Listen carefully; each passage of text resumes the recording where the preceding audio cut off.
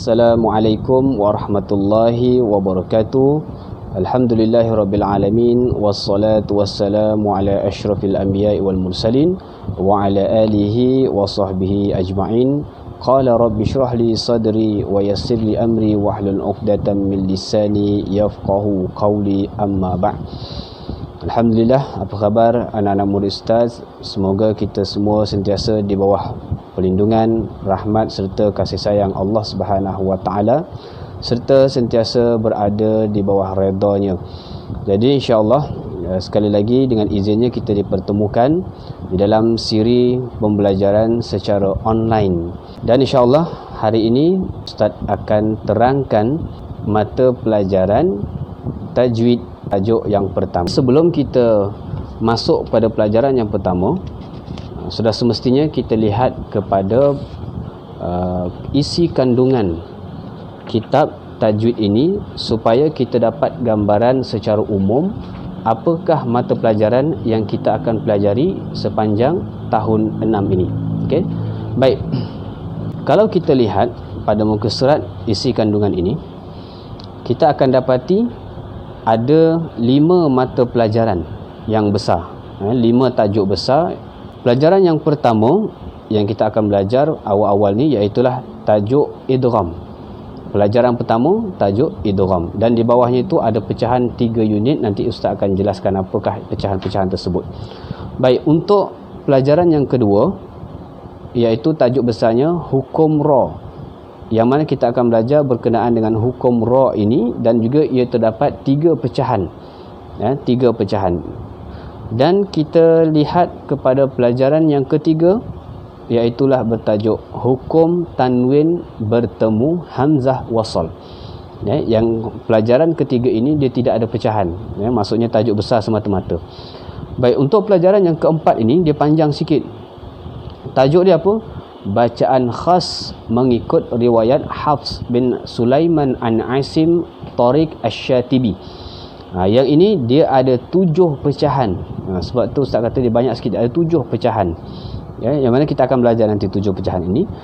Dan pelajaran yang terakhir iaitu pelajaran yang kelima, tajuk besar dia rukun bacaan Al-Quran, dan ia mempunyai 3 pecahan kecil. Ini semua tajuk-tajuk yang kita akan pelajari sepanjang tahun daripada awal sehingga ke akhir. Okey, kita lihat pada muka surat yang pertama. Bagi mata pelajaran yang pertama, tajuk yang pertama iaitulah tajuk idgham. Kita nak kenal apa dia idgham. Sebelum kita belajar dengan lebih mendalam, kita kena kenal dahulu apa itu idgham. Apakah yang dimaksudkan, apakah yang diertikan dengan idgham ni. Sebab kadang-kadang ada yang tak pernah dengar idgham ni apa. Ada juga yang dah pernah dengar, tapi dia buat-buat lupa. Ada juga yang dah pernah dengar tapi mungkin wallahu a'lam lah, dia terlupalah. Baik, kita akan lihat kepada pengertian. Okey, idgham. Apa yang dimaksudkan dengan idgham? Apa erti idgham? Pengertian idgham dia terbahagi kepada 2. Okey, dengar ni. Erti idgham dia terbahagi kepada 2. Yang pertama ialah erti dari sudut bahasa. Pengertian idgham dari sudut bahasa. Yang kedua ialah pengertian dari sudut istilah. Biasanya kalau dari sudut bahasa ini dia punya pengertian dia pendek. Kalau dari sudut istilah inilah pengertian dia sedikit panjang. Idgham pada bahasa ialah memasukkan sesuatu ke dalam sesuatu. Ini dari sudut bahasa. Sebab tu pendek. Ustaz sebut tadi dia pendek, tapi kita masih belum jelas apa maksud memasukkan sesuatu ke dalam sesuatu ini. Jadi dijelaskan pula dengan lebih detail dan terperinci di dalam pengertian dari sudut istilah. Dari sudut istilah. Baik, kita lihat apa dia maksud dari sudut istilah ni. Pengertian idgham dari sudut istilah.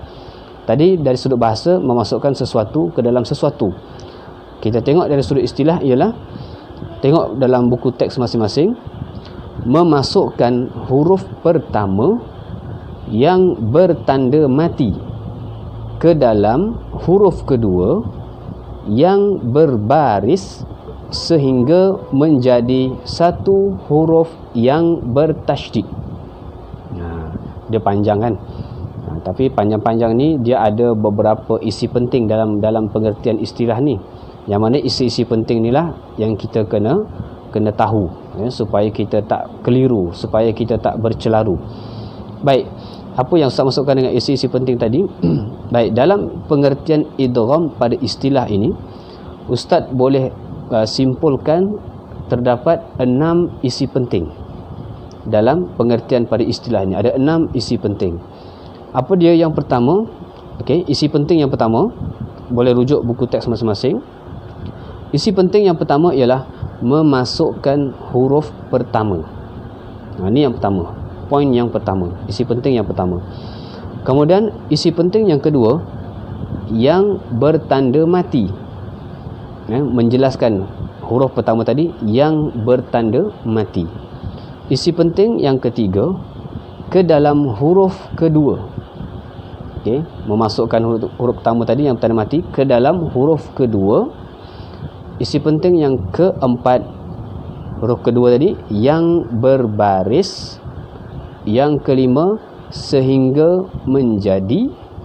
Dan isi penting yang keenam, satu huruf yang bertasydid. Okey, satu huruf yang bertasydid. Dari pengertian idgham pada istilah tadi, kita masih belum nampak secara jelas apa yang dimaksudkan dengan memasukkan huruf pertama yang bertanda mati ke dalam huruf kedua yang berbaris sehingga menjadi satu huruf yang bertasydid. Apa yang perlu kita faham dari pengertian ini terlebih dahulu, sebelum kita masuk kepada seterusnya lah bahagian misal dan sebagainya.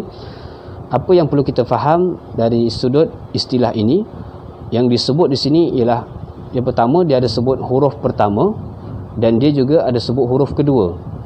Okey, maknanya ada dua huruf yang bertemu.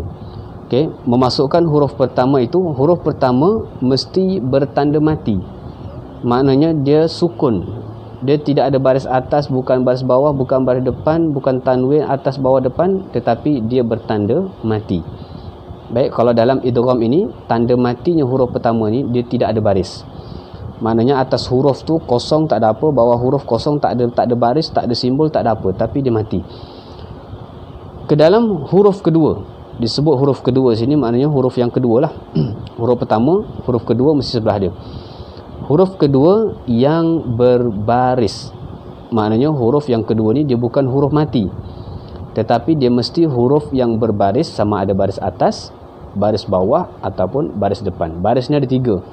Fathah baris atas, kasrah baris bawah, dhammah baris depan. Okey, huruf kedua ni dia mesti berbaris, tak kira baris atas, bawah, depan, belakang, baris atas, bawah, depan. Baik. Kemudian sehingga menjadi satu huruf yang bertasydid, maknanya tasydid ini dia mesti ada tanda sabdu. Apa dia sabdu? Yang tanda W itulah, atas huruf ada tanda W. Maksudnya huruf kedua itu yang berbaris itu, dia atasnya mesti ada tanda sabdu. Itu pengertian dari sudut istilah, yang mana kita akan tahu lebih jelas apabila kita melihat misal-misalnya. Ustaz nak bagi satu contoh. Ustaz nak bagi satu contoh lah untuk kita, tapi ini kita belum masuk contoh yang sebetulnya lagi, kita baru tengok secara umum lah contoh dia. Okay, mudahnya kita nak tengok satu contoh ni. Cuba kita lihat kepada muka surat 2. Okey, muka surat 2 ada misal dekat atas ini. Okey, cuba kita tengok satu misal. Okey, misal idzahaba. Okey. Idzahaba. Kita nak kaitkan dengan pengertian dari sudut istilah tadi macam mana? Baik, memasukkan huruf pertama yang bertanda mati. Huruf pertama dia apa? Huruf zal. Okey, bertanda mati maksudnya dia tidak ada apa-apa baris, kosong, atas kosong, bawah kosong, depan pun kosong, jadi tidak ada apa-apa baris. Makna huruf yang pertama ini bertanda mati. Ke dalam huruf kedua, ini huruf kedua yang berbaris, nampak ada baris atas ni baris fathah, sehingga menjadi satu huruf. Maksudnya huruf ni menjadi satu huruf yang bertasydid. Yang ini tanda sabdu ataupun tasydid. Okey. Jadi memasukkan bunyi huruf yang pertama ini ke dalam huruf yang kedua sehingga menjadi satu huruf yang bertasydid. Maknanya huruf pertama mesti sukun, tidak ada apa berbaris. Huruf yang kedua ialah huruf berbaris dan mesti ada sabdu. Ini misal bagi idgham mutama, bagi contoh idgham lah, secara umum je. Dari misal tadi kita dapat kaitkan dengan pengertian dari sudut istilah. Jadi kita nampaklah sedikit jelas gambaran apa yang dimaksudkan dengan idgham ini. Baik, kita kembali kepada muka surat yang pertama. Baik, muka surat yang pertama, selepas daripada pengertian tu, bawah tu dia ada apa? Dia ada apa? Ada bahagian. Okey. Sambungan dia lah, bawah tu kan bahagian. Disebutkan di sini bahagian idgham dia terbahagi kepada 3. Okey, bahagian idgham terbahagi kepada 3. Yang ini tiga idgham ni kita kena sebut dengan jelas, dengan betul. Okey, sebab ramai murid-murid yang sebelum-sebelum daripada ini ramai yang terkeliru. Okey, ramai yang terkeliru, dan ustaz sarankan untuk disebut secara turutan sebagaimana yang sebagaimana yang telah ditulis dalam buku teks. Okey, jangan kita tonggang langgangkan, nanti kita yang pening. Okey, jadi kita sebut sebagaimana yang diturutkan di dalam buku teks. Baik. Yang pertama pada muka surat yang pertama ini, yang pertama adalah idgham. Bahagian yang pertama adalah idgham mutamathilain. Okey, idgham mutamathilain. Okey, mutamathilain. Cuba sebut idgham mutamathilain. Idgham mutamathilain. Okey, bagus, pandai. Bahagian yang kedua, idgham mutaqaribain. Okey, mutaqaribain. Cuba sebut. Buka mulut tak sebut tu. Mutaqaribain. Okey. Baik. Idgham yang ketiga ialah idgham mutajanisain. Cuba sebut. Mutajanisain. Sekali lagi, mutajanisain. Okey, betul. Maknanya kita kena sebut dengan jelas, baris kena betul, makhraj huruf nak sebut tu kena betul, sebab kita belajar tajwid ni makhraj huruf tu biar betul. Okey. Kalau mutamathi, sa, bukan sin tapi sa, mutamathilain. Okey. Yang ni yang kedua, mutaqaribain. Okey. Yang ketiga, mutajanisain. Ramai yang dia tersilap sebut, sebab disebut tu secara tidak serius, tidak betul. Jadi akhir sekali dalam peperiksaan pun dia jawab pun tersilap. Kalau suruh menghafal pun kadang dia sebut silap. Biasanya orang tersebut kalau mutajanisain, biasanya dia akan tersebut mutajasinain. Apa beza dia? Mutajanisain dengan mutajasinain. Pada nisain tadi sepatutnya sebut nun dulu, nisain, tapi dia tersebut sinain, pun salah. Okey. Jadi kalau dalam peperiksaan kadang-kadang bila sebutan dia salah, mengejanya pun salah. Bila mengejanya pun salah, kadang-kadang kalau pemeriksa ni jenis yang syadid, jenis yang tegas, habis memang dikira salah lah, sebab sebutan dah lari dah. Itu pula kita belajar tajwid. Sebab tu sebutan tu kena betul, kena jaga betul. Makhraj huruf pun kena betul. Ustaz rasa semua dah tahu dah apa dia makhraj huruf, iaitu tempat keluarnya bunyi-bunyi huruf. Okey, ustaz dah selesai menerangkan bagi tajuk yang pertama pada muka surat yang pertama, iaitu tajuk idgham, pengertian idgham dan juga bahagian idgham. Okey, maknanya daripada atas ni ustaz dah terangkan idgham pada bahasa, kemudian idgham pada istilah. Bahagian idgham terbahagi kepada dua, iaitu mutamasilain, mutaqaribain dan juga mutajanisain. Jadi insya-Allah akan datang kita akan belajar semula muka surat yang kedua ni. Kita akan lihat dengan lebih detail, lebih dalam, terperinci bagi bahagian idgham yang pertama tadi. Apa dia? Mutamathilain. Okey, muka surat kedua ni dia lebih terangkan lebih detail. Dia bagi pengertiannya, dia bagi cara bacaannya, dia bagi hukum bacaannya, kemudian belakangnya pula dia bagi pasangan huruf dan juga misal-misal idgham mutamasilain. Yang ini kita akan belajar untuk akan datang. Jadi sekadar untuk hari ini sekadar itu saja Ustaz akan terangkan. Dan jangan lupa tulis di dalam buku tulis. Sebab apa? Sebab ilmu ni, ulama pesan, ilmu ni kalau kita sekadar dengar, nanti lama-lama ilmu itu lari, dia hilang.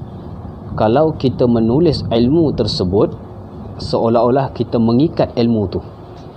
Seolah-olah kita mengikat ilmu tu. Nak mudahnya senang kita faham, contohlah kalau kita tangkap burung. Kita tangkap burung, kita nak bela burung tu. Kita ambil burung tu, letak dekat rumah kita. Bayangkan kita tak ikat burung tu, tapi kita nak supaya dia duduk kat rumah kita. Lama-kelamaan burung tu akan terbang lari dah. Begitulah juga dengan ilmu. Kalau kita nak ilmu tu melekat dalam dada kita, bukan sekadar kita baca, bukan sekadar kita hafal, tetapi kita kena tulis supaya ilmu itu dapat diikat, dapat kemas dalam diri kita. Okey. Jadi sekadar itu sahaja penjelasan Ustaz bagi tajuk mata pelajaran yang pertama, tajuk idgham dari sudut pengertian, bahagian idgham dan sebagainya.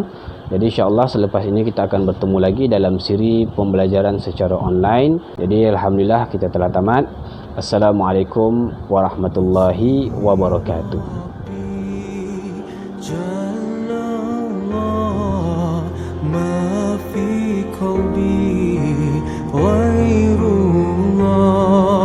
Nur Muhammad sallallahu la ilaha